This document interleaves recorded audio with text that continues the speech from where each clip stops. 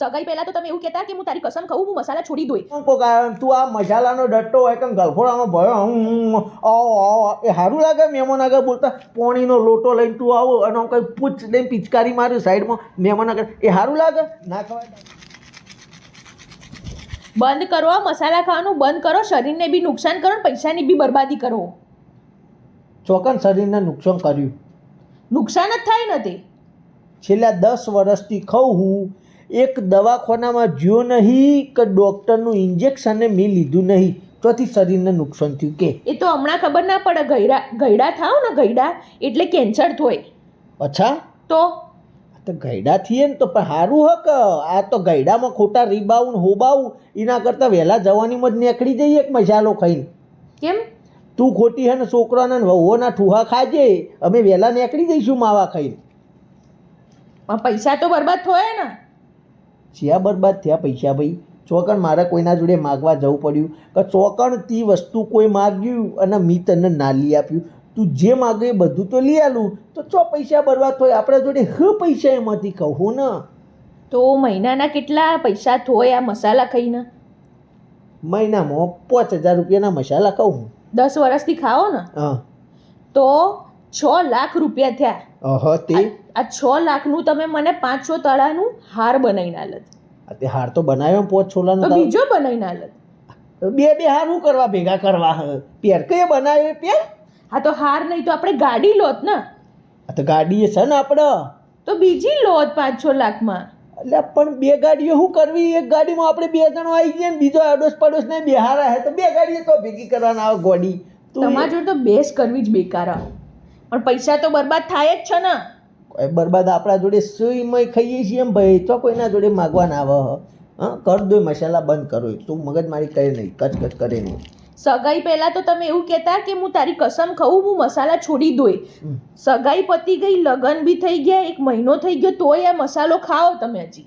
એટલે બાપા, એ તો સગાઈ પહેલાં હું એકલો જિંદગી જીવતો તો, મને ઘરની જવાબદારીઓ ટેન્શન બહુ હતા, એટલે ટેન્શનમાં મેં મસાલા ચાલુ કર્યા. બરાબર, પછી તું મને મળી એટલે મેં વિચાર્યું કે હવે આની જોડે મારો લગ્ન થશે એટલે જીવન મારું શાંતિથી અને સુખમય જીવન જશે, એટલે મસાલા ખાવાની કોઈ જ જરૂર નહીં, મસાલા નહીં ખાઉં હું. બરાબર, પણ આ તો તું આવીને ટેન્શન ડબલ થયું એટલે માં ખાવા. શું કીધું?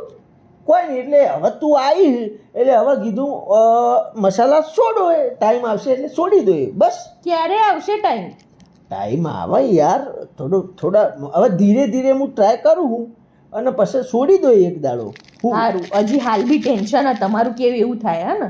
હા, તો થોડું ઘણું હોય ને. હવે તું આવી એટલે હવે કેવું હોય, અત્યાર સુધી મારી એકલાની જવાબદારી હતી, હવે તારી જવાબદારી. તારે હવે કપડો લઈ આવવાનો, ખાવાનું વસ્તુ આ તે પહેરવાનું બધું કેટલું લઈ આવવું પડે, એટલે મારી જવાબદારી થોડી વધી, એટલે એના લીધે થોડું ટેન્શનના લીધે મારો મસાલો ખાવો પડે, એટલે ખાવું. અચ્છા, એટલે તો પછી તો તમારું ટેન્શન એ મારું ટેન્શન, એટલે હવે મને બી ટેન્શન થાય. બરાબર, એટલે હુંય મસાલા ખાવાનું ચાલુ કરી દઉં.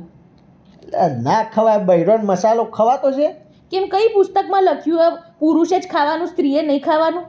અરે એ પુસ્તકો જેને લખ્યું એક ના લખ્યું, પેલા બૈરું માવો ખાય સારું લાગે લે? એટલે તું આદમી મસાલા કોઈ સારું લાગે, બૈરો સારું ના. હવે ઘરમાં કાલુથી મહેમાન કોક આવે, તું આ મસાલાનો ડટ્ટો હોય કે ગલફોડાનો ભયો એ સારું લાગે? મહેમાન આગળ બોલતા પોણીનો લોટો લઈને તું આવો અને હું કંઈ પૂછ દઈને પિચકારી માર્યું સાઈડમાં મહેમાન આગળ, એ સારું લાગે? ના ખવાય તારા મસાલો તો આદમીને જ શોભે. તો તમે જ્યાં ત્યાં પૂચુક કરી દો એ સારું લાગે એમ? અમે ખાઈએ એ સારું ના લાગે? તારે ના ખવાય મસાલો યાર, ના ખવાય તારે. હું તો ખોય અને છોકરા આવશે ને ભવિષ્યમાં એને બી ખવડાય કે તને બી ટેન્શન થશે એટલે તારે બી ખાવાનું. એટલે એવું ના હોય, એટલે બૈરો છોકરો મસાલો ના ખાવાનો હોય તો આદમી ખાતા હોય એને કર. અમાને બી ટેન્શન આવે એટલે અમે બી ખાઈશું હવે. બરાબર, પણ હું છોડી દઉં ને, એ હવે બસ થોડા મહિનામાં છોડી દઉં. ક્યારે પણ? તો તમે છોડશો એટલે હું બી છોડી દઉં. એ ના હોય, લે હું છોડ દઉં, હાલ તાર ખાવાની જરૂર નહીં, હું એ તો છોડ દઉં. હા, તો પણ તમે છોડશો એટલે હું તરત જ છોડી દઉં. છોકરા તો પછી ખાશે જ નહીં. એટલે હારું મારી માં, આ મસાલો આસ્તી હે ને એ આ નોખું છું, કેમેરામેન પકડી લે, આ નોખી દીધો મસાલો, આજ પછી મસાલો નહીં ખાવું. બસ, તારે કોઈ ખાવાની જરૂર નહીં. હો ભાઈ, શાંતિ નહીં. હા.